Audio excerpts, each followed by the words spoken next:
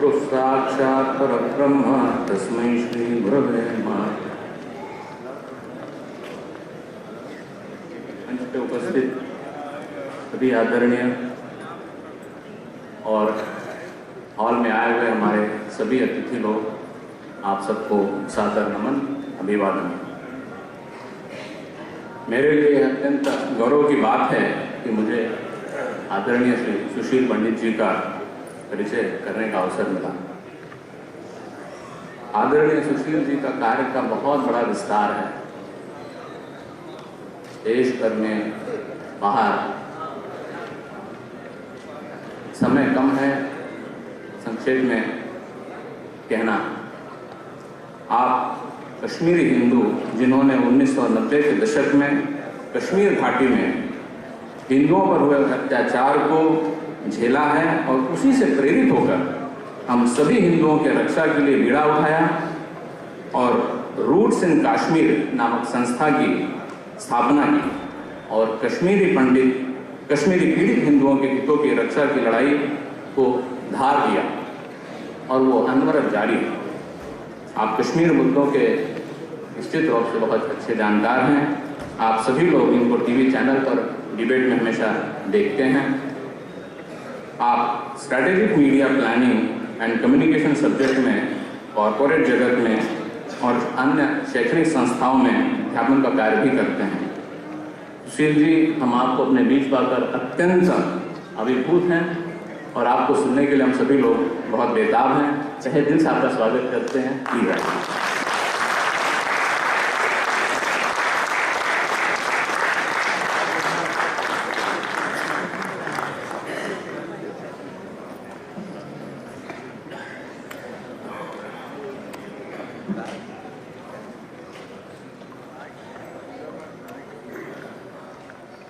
आदित्य विश्वनाथ धरती को प्रणाम, मां गंगा को, सनातन धर्म को, सनातन धर्म की इस नगरी काशी को प्रणाम और काशी के आप सभी सुधीजनों को प्रणाम।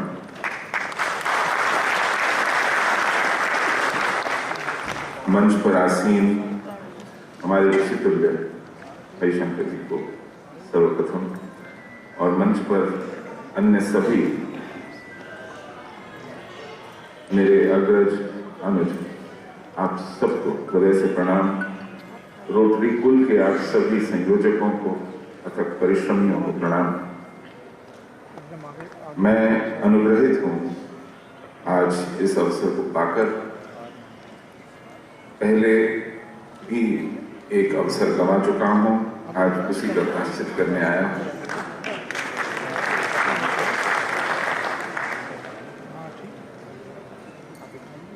मेरा परिचय कश्मीर को लेकर के आमतौर पर किया जाता है। आज भी अनिल भाई ने स्मरण कराया और विषय है हमारे राष्ट्र के समक्ष जो चुनौतियां हैं। देखिए, चुनौतियां मस्तिष्क के लिए वही काम करती हैं जो भोजन शरीर के लिए करता है, मेरा ऐसा मानना है। भोजन शरीर को पुष्ट करता है, चुनौतियां मस्तिष्क को धार देती हैं। चुनौतियां समाप्त हो जाएं तो सोचने, समझने, विचार करने की क्षमता कुंद हो जाती है। चुनौतियों का तो स्वागत है। आज हम जिस चर्चा में यहां उपस्थित हैं वो संकट है।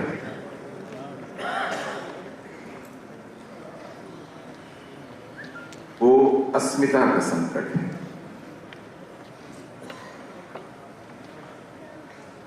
वो अपने अस्तित्व का संकट है। इसको कम करके आंकने की हम भूल कभी नहीं कर सकते। और वो संकट हमारे अस्तित्व के मूल में, केंद्र में, बीज में, इस काशी में विद्यमान है। जिसको लेकर के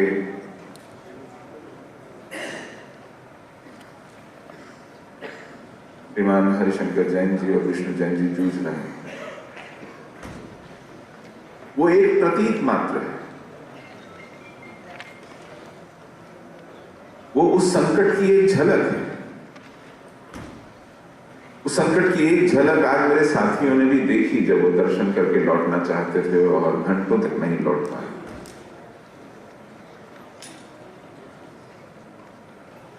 और अगर ये संकट आज हमारे मूल में, बीज में, बिल्कुल केंद्र में आकर के विराजमान हो गया है, तो हमारे देश के अन्य हिस्सों में, हमारे समाज के विभिन्न क्षेत्रों में, हमारी राजनीति में, हमारे व्यापार में, हमारी संस्कृति में, कला में, साहित्य में, हमारी शिक्षा में, हमारे संस्कार में, हमारे मनोरंजन में, वो कहां कहां नहीं।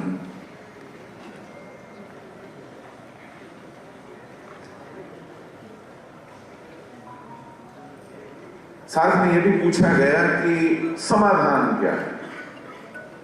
मैं अभी केवल विषय की विवेचना कर रहा हूं, विषय को समझने की कोशिश कर रहा हूं, उसको रखूंगा थोड़ी देर में।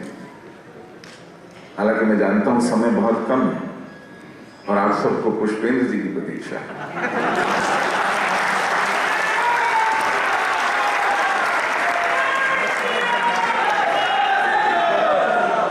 आपको भी सुनना है, आपको भी सुनना है। धन्यवाद। मेरी दृष्टि में एक समाधान जो बहुत से अन्य समाधानों को गौण कर देता है,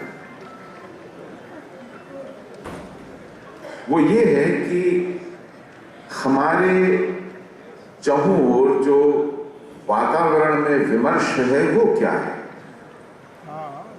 जो कथा प्रसंग है, जिसको हम नैरेटिव कहते हैं, जिसमें तथ्य आते हैं, जिसमें तर्क आते हैं, जिसमें परिदृश्य की परिभाषा होती है, जिससे संकट बोध होता है, जिससे शत्रु बोध होता है, वो विमर्श क्या है। अगर आप इस युद्ध को जीत लेते हैं,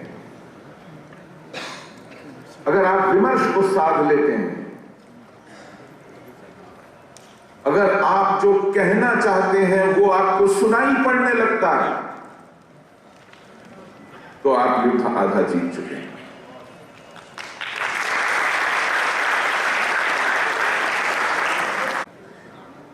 इस विमर्श को साधना होगा। हम लोग एकाकी नागरिक, सिर्फ इंडिविजुअल्स अंग्रेजी में कहते हैं। हमारे पास कोई बड़ी संस्था नहीं है, हमारे पास कोई बड़ा सरकारी पद नहीं है, हमारे पास कोई बहुत बड़े मंच नहीं है, कोई बहुत बड़ा साधन नहीं है। हम लोग आप ही में से, आप ही के मोहल्लों और पड़ोस में से निकले हुए, आप ही के जैसे घरों में रहने वाले लोग, कोई अलग नहीं है।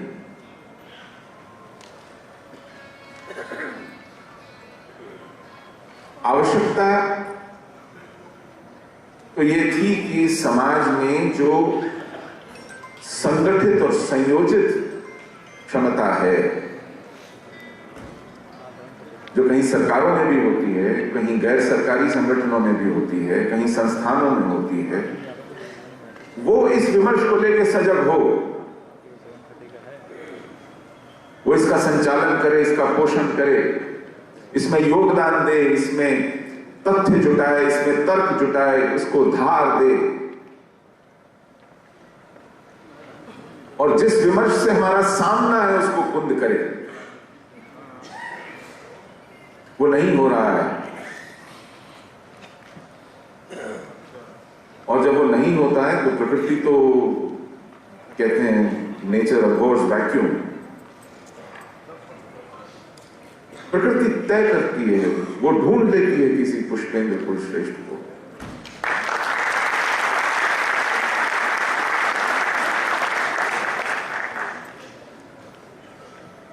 वो ढूंढ लेती है कर्नल RSN सिंह को, जनरल GD बख्शी को।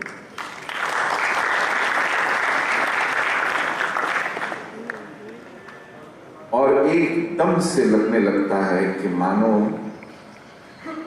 जिसको वर्षों से सुनने की साध थी वो अब कुछ सुनाई पड़ने लगा है।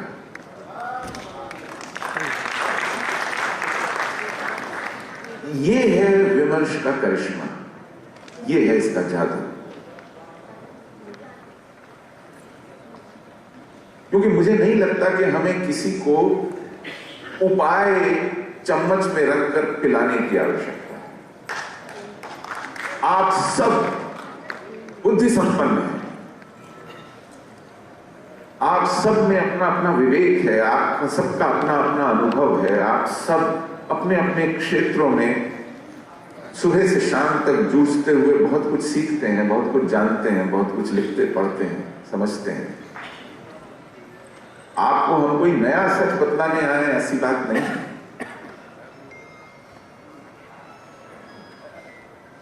लेकिन उस सबको एक समग्र दृष्टि देना, उसको एक बिग पिक्चर व्यू देना, उन बिंदुओं को जोड़ करके रखना और उसका निष्कर्ष आपके सामने रखना, ये एकाएक नहीं होता है। इसमें हफ्तों, महीनों, सालों लगते हैं, इसको साधना पड़ता है, इसमें साधन लगते हैं, इसमें सामग्री लगती है, इसमें अन्य विषयों से और अन्य व्यस्तताओं से समय निकाल करके मथना पड़ता है।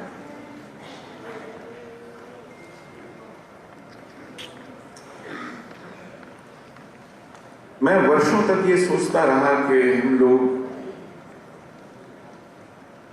कश्मीरी हिंदू और कश्मीर की त्रासदी, ऐसा क्यों हुआ। मुझे कुछ समय पहले से अब ये एक त्रुटि का भान होना शुरू हुआ है, गलती लगने लगी है। इसको जब मैं कश्मीरी हिंदू कहता था और कश्मीर की बात करता था तो लोग, और वो स्वाभाविक है, दूर दराज, कोई महाराष्ट्र, कोई बंगाल, कोई कर्नाटक, कहीं सुदूर पूर्वी उत्तर प्रदेश, लोग कहते हैं हाँ एक कश्मीर प्रांत है, वहां पर कुछ हिंदू रहते होंगे, उनके साथ कुछ अनिष्ट हुआ, देख लेगी सरकार, कुछ हो जाएगा, होता रहता है।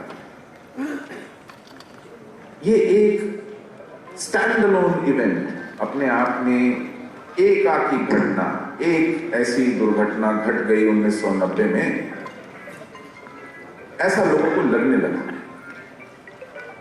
अगर ऐसा कहा भी नहीं गया तो कई बार ऐसा निष्कर्ष निकाला गया, हाँ कश्मीर में कुछ हिंदुओं के साथ वहां ज्यादती हो गई। ये एक बहुत बड़ी भूल है जिसको सुधारना बहुत आवश्यक है। जो कश्मीर में हुआ वो 1990 में नहीं हुआ, वो पिछले 500 साल से लगातार चले आ रहे क्रम की आखिरी कड़ी, हमारा 7वां निष्कासन था। ये मुझे नहीं मालूम कितने लोगों को पता है। जो कश्मीर में आज भी हो रहा है, बंद नहीं हुआ है, रुका नहीं है। आज तो खैर समाचार पत्र हैं, टीवी न्यूज चैनल्स हैं, इनके माध्यम से आप जानते देखते होंगे कि जिहाद का जब मन करता है, जिसे चाहता है, जहां चाहता है, जब चाहता है, जैसे चाहता है, निशाने पर ले लेता है। आज भी हर 2-1 दिन में समाचार आते हैं। ऐसा नहीं है कि हमारे सुरक्षा बल उनसे निपट नहीं रहे हैं, निपट रहे हैं। हमारे सुरक्षा बलों को जितने आदेश हैं, जैसी हिदायत है, जिस तरह की उनके साथ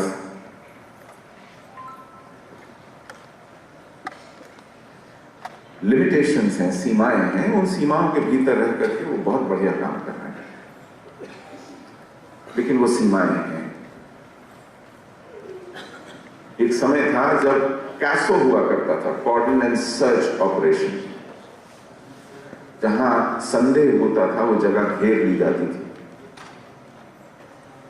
वहां के नागरिकों को माइक्रोफोन पर बोला जाता था कि बाहर निकल आइए, घरों से अपने अपनी शिनाख्त दिखाइए, अपनी पहचान दिखाइए, अपना नाम बताइए, कौन है, परिवार में कितने लोग हैं, गिनिए, दिखाइए।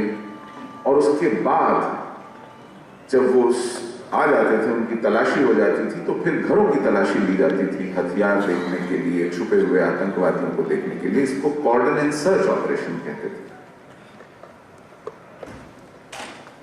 नहीं के बराबर होते हैं आप, अगर होते हैं तो। एक होता है कैडो, कॉर्डन एंड डिस्ट्रॉय ऑपरेशन। जब आपके संदेह नहीं, आपको पुष्टि है कि यहां पर आतंकवादी छुपे हुए हैं, आप आसपास की जगह खाली करा लेते थे। सब नागरिक जो कि निरपराध हैं, निर्दोष हैं, उनको बचाकर बाहर ले आते थे। और जहां वो छुपे हुए हैं, यदि वो आत्मसमर्पण नहीं करते हैं या उन्हें ढेर नहीं किया जा सकता है, तो वहां उनको ध्वस्त करके मार दिया जाता था। तो कॉर्डन एंड डिस्ट्रॉय ऑपरेशन कहते थे। हुए हैं ये, अब नहीं होते। सड़कों पर नाके लगते थे, गाड़ियों की तलाशियां होती थी, लोगों की तलाशियां होती थी, उनके पहचान पत्र देखे जाते थे, पूछा जाता था कौन हो, कहां से आ रहे हो, कहां जा रहे हो।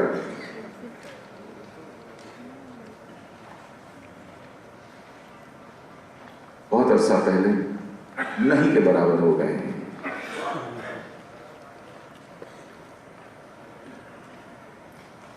और इस वजह से हिम्मत बढ़ गई है। छोटी छोटी पिस्तौलें जेब में रख के घूमते घूमते फिरते फिरते आ जाते हैं, स्कूल में चले जाते हैं, दफ्तर में चले जाते हैं, नाम पूछते हैं, पुष्टि करते हैं कि आप वही हैं जिसकी उन्हें तलाश है, मार के चले जाते हैं। हम लोग जवाबी कार्रवाई कर रहे हैं। कैसो और काडो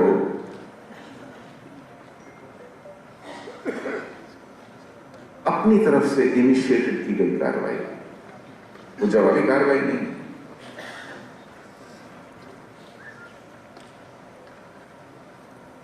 जवाबी कार्रवाई में वो जब आकर हमला करके मार कर चला जाता है, तो आप फिर उसे ढूंढते हैं और फिर कहीं एनकाउंटर करके कह देते हैं कि जो फलाना ये करके गया था, उसका वहां एनकाउंटर हो गया, बात खत्म।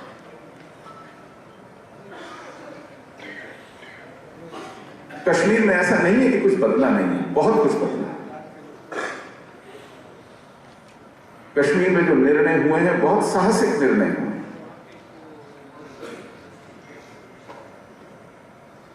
3 वर्ष से ज्यादा हो गए 370 को गए हुए। मैंने नहीं सोचा था मेरे जीवन काल में ऐसा होगा। सच बात।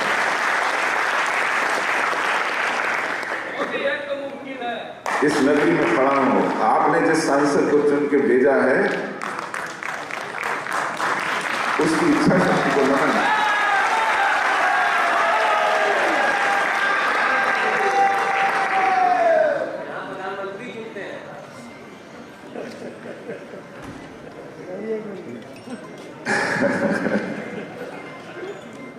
तो कश्मीर में बहुत कुछ होना बाकी है, बहुत कुछ। कई बार लगता है कि कदम वापस जा रहे हैं। हमारे चार शिक्षा मंत्री हो गए 8 साल में, और इनमें से किसी का शिक्षा से कोई लेना देना नहीं था।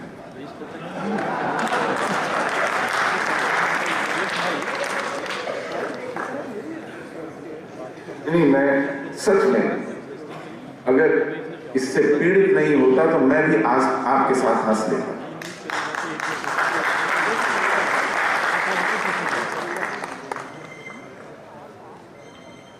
ये जो समग्र दृष्टि से देखना, एक पूरी बड़े चित्र को 2 कदम पीछे हट के देखना और उसमें एक बिंदु को दूसरे बिंदु से जुड़ते हुए देखना, और हम सब का ये सब देखना, ये बहुत जरूरी है।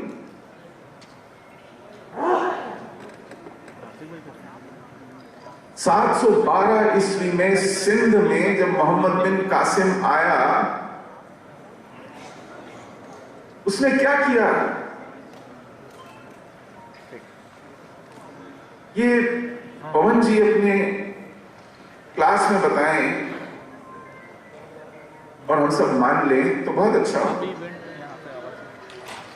लेकिन अगर ये कहा जाए कि अली कुफी ने छछनामा का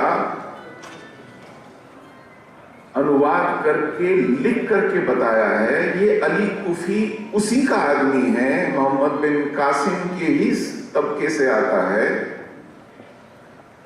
और उसने बड़े विस्तार से उस छछनामा को ट्रांसलेट करके बताया है कि दाइबुल से मुल्तान तक जाते जाते उसने कितने हजार सर काटे, उसने कितनी महिलाओं को ढूंढा, कितने बच्चे अगवा किए, कितने मंदिर तोड़े, कितने शहर ध्वस्त किए, और उसके लिए कितनी डींगे हाथी।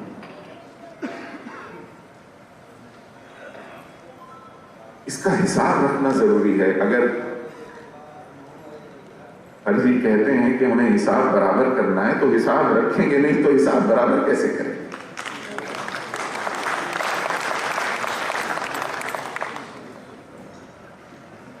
इसका हिसाब रखना, इसको याद करना। मेरे सिख भाई कैसे याद करते हैं जानते हैं? हर सुबह अपनी अरदास में, अपनी प्रार्थना में उन लोगों को याद करते हैं जिन्होंने बलिदान दिया, जिनके प्राण लिए गए, जो मारे गए, जो काटे गए, जो जिंदा जलाए गए, जो क्षत विक्षत किए गए, दीवारों में चुनवाए गए, उनके नाम लेते हैं, हर रोज नाम लेते हैं। तब संकल्प बनता है।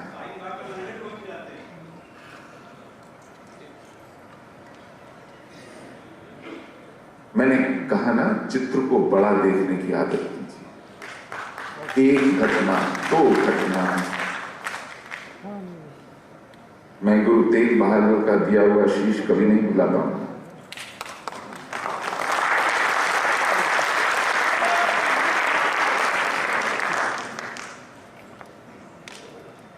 ये छछनामा में अली कुफी ने खुद लिखा है कि उन्होंने क्या ज्यादतियां की, और ऐसा नहीं है कि सिर्फ उसने लिखा है।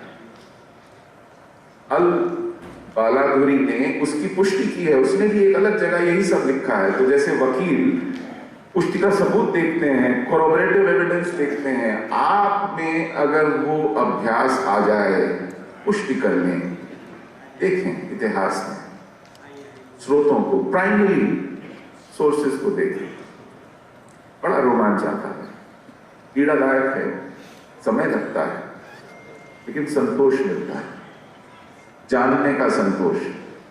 जब आप कुछ जानने लगते हैं, उसका संतोष कैसा होता है वो मुझे आपको बताने की आवश्यकता नहीं है। 1001 से 1024 तक जो 17 आक्रमण किए महमूद गजनी ने, कोई नई बात नहीं है आपके लिए,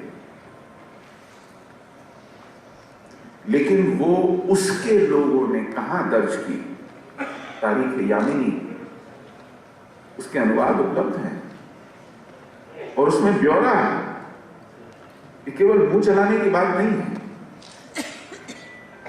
जो जिसने लिखी उसका नाम है अबू नस्र अल-कुतबी। उसका ट्रांसलेशन हुआ रेवरेंड जेम्स रेनल ने, 558 पृष्ठों में है ये पहला ट्रांसलेशन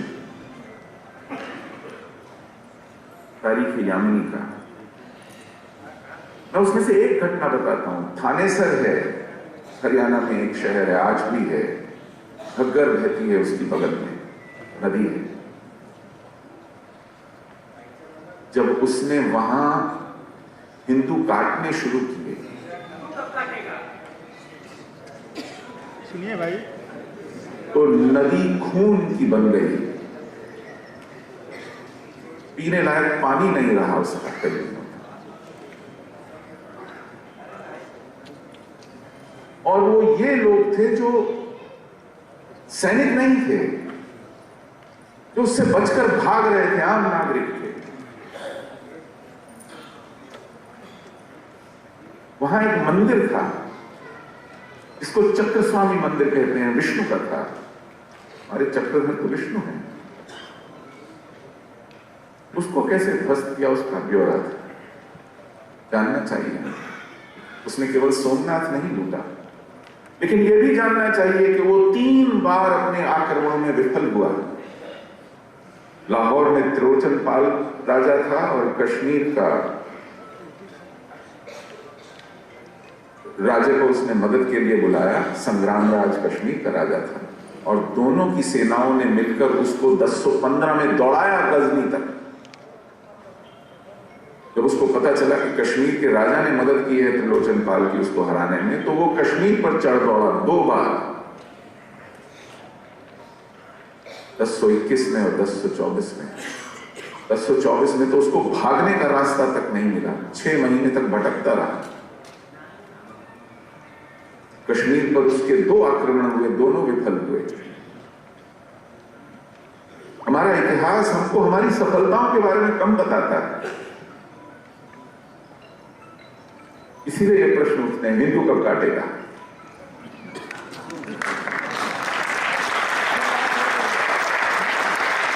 अपने शौर्य के बारे में भी जानिए।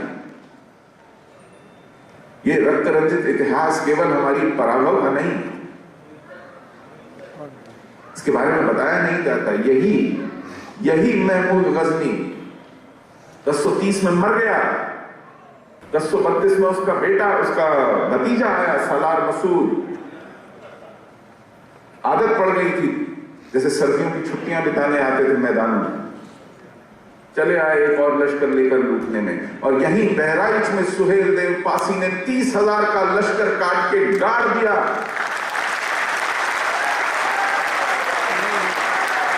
हमारे इतिहास की पुस्तकें नहीं बताती हैं ये सब। बहुत वर्ष हो गए प्रतीक्षा करते, पता नहीं कब बताएंगे।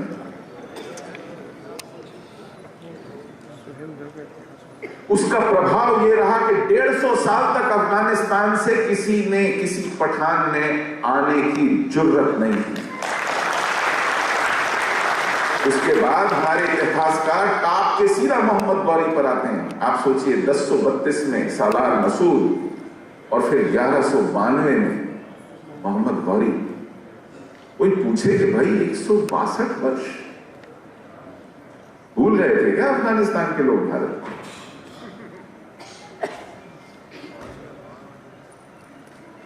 और फिर जब मोहम्मद गौरी आता है, उसका क्या आतंक है,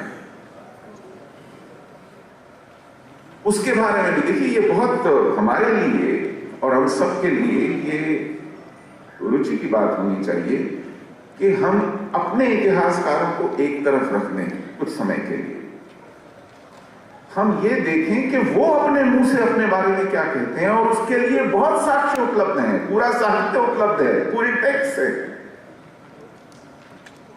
वो खुद अपने आप को इंप्लीकेट करते हैं, अपने मुंह से गवाही देते हैं। ताजुल मासिर 1194 से 1210 तक का इसमें ब्यौरा है। सदरुद्दीन हसन निजामी इसके इतिहासकार हैं।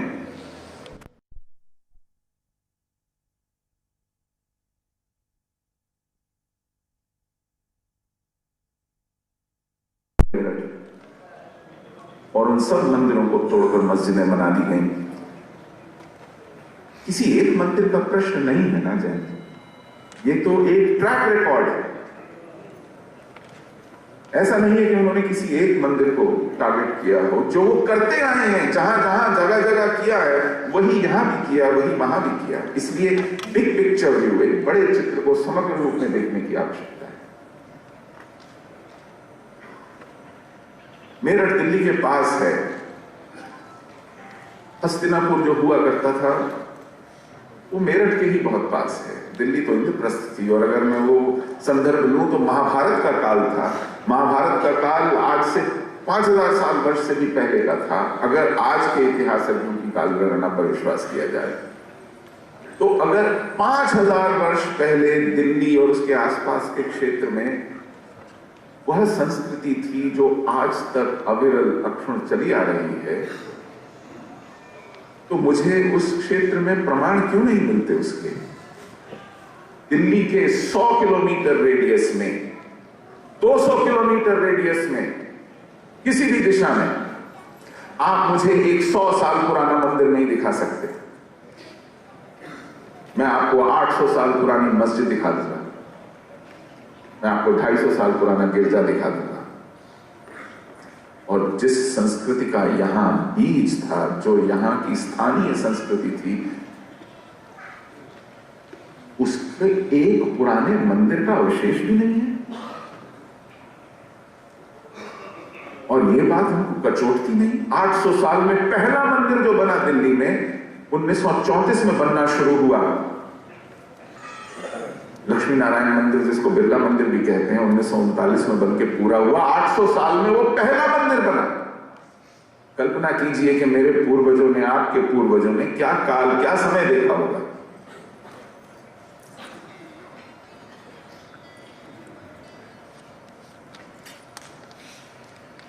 ये एक मंदिर की कहानी नहीं है, ये पूरी की पूरी संस्कृति, पूरी की पूरी सभ्यता, पूरी परंपरा, पूरी आस्था, पूरे के पूरे समाज का विध्वंस है।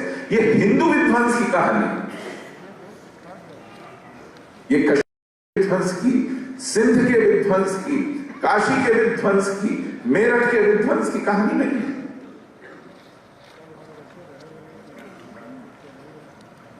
अलीगढ़, मुझे नहीं मालूम कितने लोगों को पता है कि उसका पुराना नाम क्या था।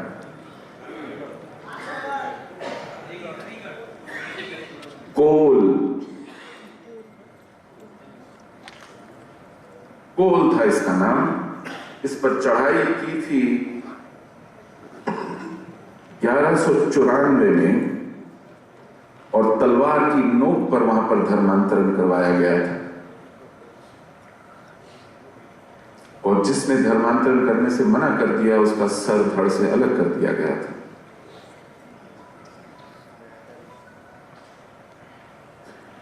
हरदत्ता राजपूत थे। हरदत्ता एक राजपूत किंग था, राजा था। वो वहां का राजा था जब उस पर चढ़ाई की कुतुबुद्दीन ऐबक ने। 1524 में जाकर इब्राहिम लोदी ने उसका नाम मोहम्मदाबाद कर दिया था। 1524 में।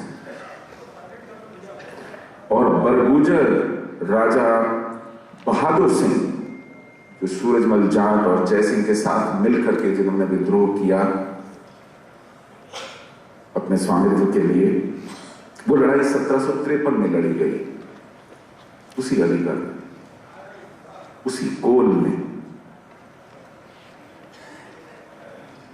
और शाह नजफ एक सेनापति था, 1804 में आकर ने उसका नाम, वो शिया सेनापति था तो उसने उसका नाम अलीगढ़ रखा। आज से 225 साल पुरानी बात नहीं है। तो ये कोल से, मोहम्मदाबाद से अलीगढ़ हुआ। हम अपने शहरों का, अपने कस्बों का, अपनी जमीन का इतिहास नहीं जानेंगे तो वो आत्मबल कहां से लाएंगे जिसे लेकर लड़ना है। सब स्त्रियों ने जौहर कर लिए थे वहां जब पुरुषों के सर धड़ से अलग किए जा रहे थे।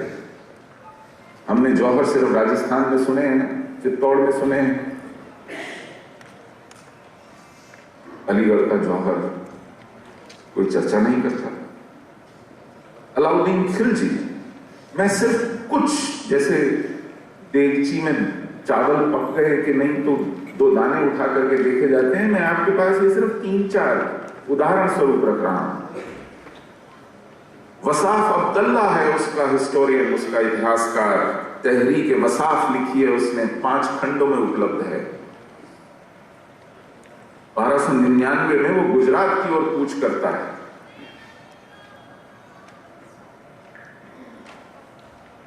अहमदाबाद का पुराना नाम क्या था, कोई जानता है? नहीं, वो नाम आज हम लाने के लिए जूझ रहे हैं, अभी ला नहीं पाए हैं। जो काम योगी जी ने उत्तर प्रदेश में कर दिया वो वहां होना बाकी है।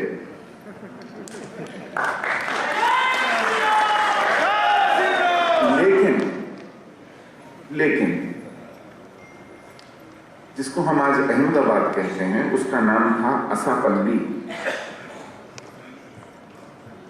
अहमदाबाद तो नाम आज से कोई 250 साल पहले जो 14वां मुगल बादशाह था अहमद शाह, उसने उसका नाम अहमदाबाद रखवाया, सिर्फ 250 साल पहले, 1804। खंबात जब पहुंचा, यही अलाउद्दीन खिलजी, जो तांडव उसने वहां किया, उसको लिखते हुए उसके इतिहासकार खुद थर्रा गए। नुसरत खान था उसका एक सेनापति। उसने कहा कि इस्लाम के लिए मैं इस अपवित्र जमीन को काफिरों के खून से धो रहा हूं। लिखा है नुसरत खान के बारे में कि वो उससे पूछा गया कि इतनी हत्याएं क्यों कर रहे हो, उसका फायदा क्या है, निर्दोष मार रहे हो, तो सैनिक भी नहीं है, तो जान की भीख मांग रहे हैं।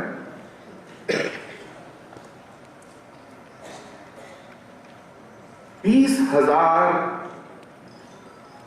बेटियों को हमारी चुन चुनकर लूट की तरह लाया गया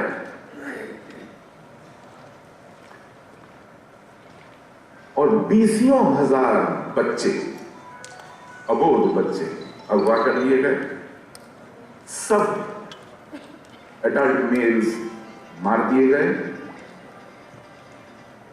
पूरे क्षेत्र की ईंट से ईंट बजा दी गई, मंदिर तोड़ दिए गए, बाजार लूट लिए गए, घर फूंक दिए गए। इस जहर के साथ, इस घृणा के साथ हमारे साथ अत्याचार हुआ।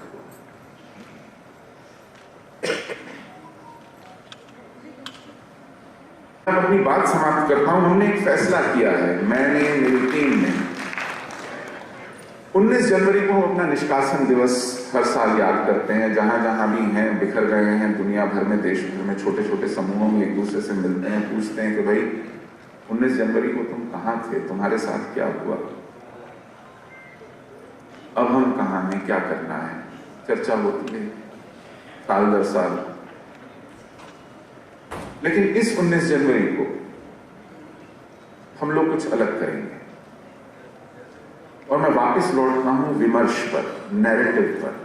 इस देश में हमने अपने शत्रु के विमर्श को कुंद कर दिया है। ये सामने बैठे हैं पुष्पेंद्र जी, ये उसके बहुत बड़े कारक हैं। डॉक्टर आनंद रंगनाथन हैं, दीदी बच्चन हैं, पवन जी हैं, कृष्ण जी हैं। आप सबके अथक प्रयासों से एक विमर्श खड़ा हुआ है, तो ये देश हिम्मत करता है सीएए जैसा कानून लाने की। ये देश हिम्मत करता है 370 को हटाने की। वो अलग बात है कि सीएए कानून का अभी तक कुछ हुआ नहीं है, वो अलग बात है, लेकिन हिम्मत करते हैं। वो अलग बात है कि 2-4 कदम पीछे हटना पड़ता है, होती होंगी मजबूरियां, शायद मेरी समझ में नहीं आती। लेकिन दुनिया भर में ये विमर्श आना जरूरी है। वहां अभी भी जिहाद का शिकंजा कसा हुआ है। आज भी बीबीसी पर, CNN पर, गार्जियन पर, वॉशिंगटन पोस्ट पर, लॉस एंजलिस टाइम्स पर वही जिहादी कथानक चल रहा है। तो इस 19 जनवरी, और ये कथानक क्या है, क्या कहते हैं कि Hindu supremacist are trying to subjugate hapless Muslim minorities through a hate campaign. Can you imagine? Hindu supremacist hate campaign. दुनिया को पता नहीं है कि कश्मीर में उन्होंने क्या आतंक किया है। कुछ लोगों ने फिल्म देखी और घौचक रह गए, मानने से मना करते हैं। तो आने वाली 19 जनवरी को हम दुनिया भर के 12 शहरों में 24 घंटे की एक मैराथन कॉन्फ्रेंस एक साथ करेंगे। जैसे सूर्य चलता है पूर्व से पश्चिम की ओर, तो ऑस्ट्रेलिया में सिडनी से शुरू करेंगे, बैंकॉक जाएंगे, बैंगलोर जाएंगे, मुंबई जाएंगे, दिल्ली जाएंगे, ब्रसल्स जाएंगे, लंदन जाएंगे, कोशिश करेंगे दुबई जा सकें, न्यूयॉर्क जाएंगे, शिकागो जाएंगे, टोरंटो जाएंगे और फिर सैन फ्रांसिस्को में। हर शहर को 90 मिनट मिलेंगे। हर शहर बाकी शहरों के साथ डिजिटली जायंट स्क्रीन्स के थ्रू जुड़ा होगा। 20 घंटे की ये मैराथन कॉन्फ्रेंस होगी जो रिले कॉन्फ्रेंस होगी। स्थानीय हिंदू समुदाय, वो बंगाली हिंदू हो, वो पंजाबी हिंदू हो, वो सिंधी हिंदू हो, वो कश्मीरी हिंदू हो, वो तमिल हिंदू हो जिनको श्रीलंका में जूझना पड़ा, मलेशिया में जूझ रहे हैं, अफगान हिंदू हो, पाकिस्तानी हिंदू हो, इन शहरों में आएंगे, विक्टिम टेस्टिमनीज देंगे, चित्रों के माध्यम से, गीतों के माध्यम से, परफॉर्मेंसेस के माध्यम से Hindu genocide, a millennium of Hindu genocide, एक सहस्राब्दी का हिंदू विध्वंस, इसको पूरी दुनिया के पटल पर हथौड़ा मारकर रखा जाएगा कि आप जिसको सुपरमेसिस्ट हिंदू नेशनलिस्ट आइडियोलॉजी कहते हो, हम वो लोग हैं जिन्होंने, अगर कम अनुमान, कम आंका जाए तो कम से कम 25 करोड़ जीवन खोए हैं पिछले 1000 से ज्यादा वर्षों में। 25 करोड़। आप शताब्दी का नाम लें और मैं आपको लिस्ट दे दूंगा कि उस शताब्दी में कहां कहां कितने कितने कैसे संहार हुए। इसके ऊपर एक पुस्तक लिखी जा रही है इन्हीं तथ्यों को कंपाइल करती हुई, और हर शहर से हम एक ग्लोबल आइकॉन को लाएंगे इस विषय को संबोधित करने के लिए। ऑस्ट्रेलिया में पुराने, अभी हाल ही तक प्राइम मिनिस्टर थे स्कॉट मॉरिसन, या उनसे पहले टोनी एबट। कोशिश करेंगे कि वो आए। बैंकॉक में सुखमावती सुकर्णो पुत्री हैं, आएंगी। वो इंडोनेशिया के प्रथम राष्ट्रपति सुकर्णो की बड़ी बेटी हैं, जो अभी हाल ही में 1.5 साल पहले हिंदू धर्म में लौटी हैं। लंदन में डेविड कैमरून को लाएंगे, अमेरिका में तुलसी गबार्ड को लाएंगे, कॉन्डोलीसा राइस को लाएंगे, स्टीवन स्पीलबर्ग को लाएंगे, जो कि दुनिया के सिनेमा जगत में बिल गेट्स की जैसी हैसियत रखता है, जिसने जूश जेनोसाइड के ऊपर फिल्म बनाई, जो जानता है जेनोसाइड क्या होता है। इस देश में भी हम नामचीन लोग ढूंढ रहे हैं जो विश्व की इन हस्तियों के समकक्ष खड़े हो सके। मैं कुछ नाम उनसे पुष्टि किए बिना मैं वो नाम नहीं लेना चाहूंगा। 19 जनवरी को इन 12 शहरों में, this is not just about a millennium of Hindu genocide.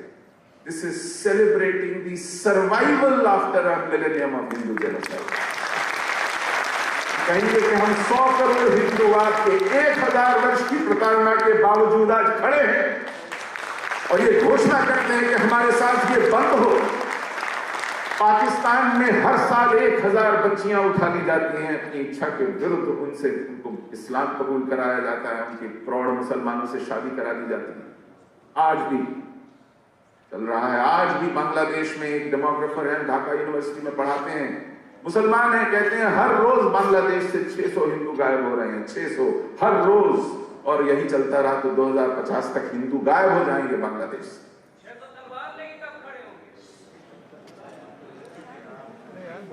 आप पहुंचिए, मैं भी आता हूं पीछे पीछे।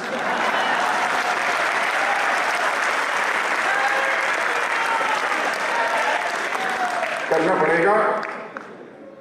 ये संकट आने वाला नहीं है, ये है। हम इस युद्ध में पहले से हैं, जूझ रहे हैं, और इसको युद्ध की तरह लड़ना पड़ेगा। आपने बहुत बहुत धैर्य से मुझे सुना, मैं आपको पुनः प्रणाम करता हूं।